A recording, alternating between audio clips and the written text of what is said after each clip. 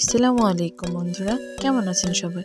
আমি তন্নি। আমি আজকে হাজির হয়েছি আমার একটি নতুন পেজে। আপনাদের সবাইকে স্বাগতম।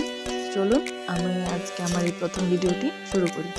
প্রথমে দেখতে পাচ্ছেন আমি 2টি পেঁয়াজ এবং 2টি মরিচ নিয়েছি এবং একটি ডিম। আমি আজকে একটি ডিম ভাজার রেসিপি শেয়ার করতে এসেছি। চলুন শুরু করি। প্রথমে আমি পেঁয়াজটিকে ছিলে নেব। এই যে দেখতে পাচ্ছেন আমি 2টি পেঁয়াজকে ছিলে নিলাম।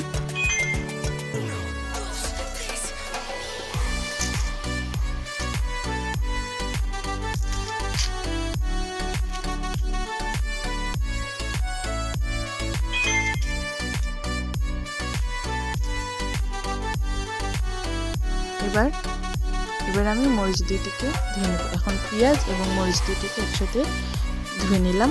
এবার পেঁয়াজটিকে কুচি করে কেটে নেব। এই যে এখন আমি পেঁয়াজটিকে কাটতে শুরু করে দিয়েছি।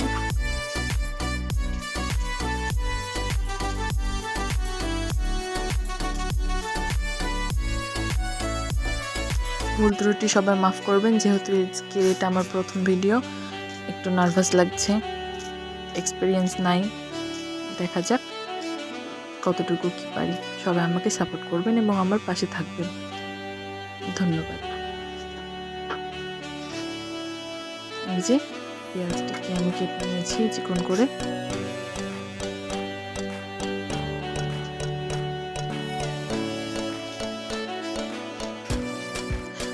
একদমই বলতে পারেন আমি কোনো ভিডিও এডিটিং কোনো কিছুই পারি না, তাই আমার ভুল ত্রুটি সবাই একটু প্লিজ মাফ করে দিন।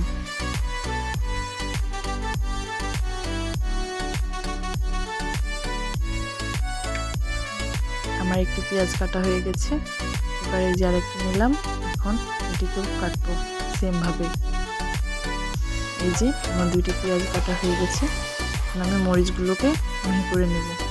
আমি এখানে 2টি মরিচই নিয়েছি, আমি একটু ঝাল কম খাই, আর একটি ডিমের জন্য এই 2টি মরিচই যথেষ্ট।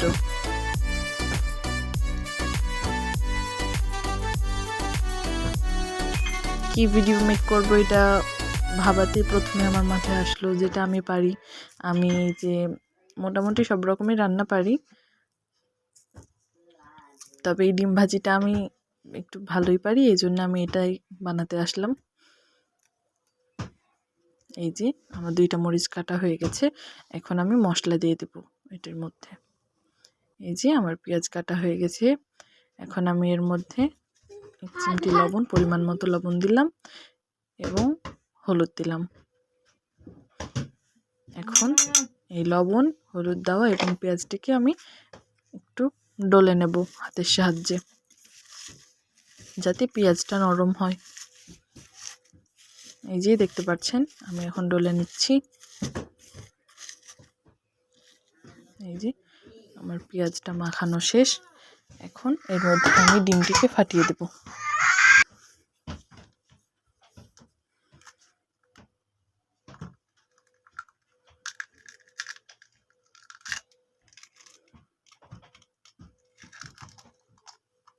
এই যে আমার ডিম ফাটা হয়ে গেছে। এখন আমি এটিকে মিক্স করে নেব।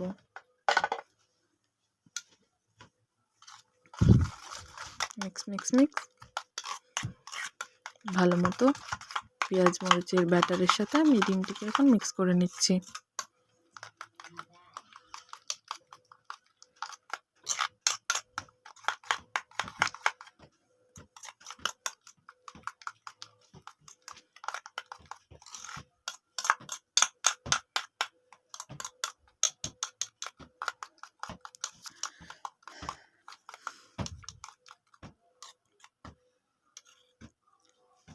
এই যে আমার মিক্স করা হয়ে গেছে, দেখতেই পাচ্ছেন আমার মিক্স করা হয়ে গেছে। চলুন এবার ডিমটিকে ভাজা যাক। তো এখানে প্রথমে আমি একটি কড়াই নিয়ে নিয়েছি।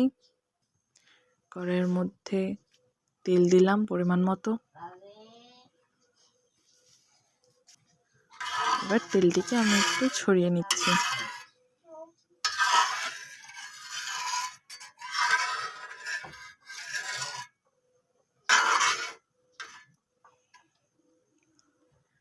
তেল গরম হওয়া পর্যন্ত এখন একটু অপেক্ষা করব। তেল গরম হয়ে গেছে, এর মধ্যে এখন আমি ডিমের মিশ্রণটিকে দিয়ে দিলাম। এই যে দেখতেই পাচ্ছেন।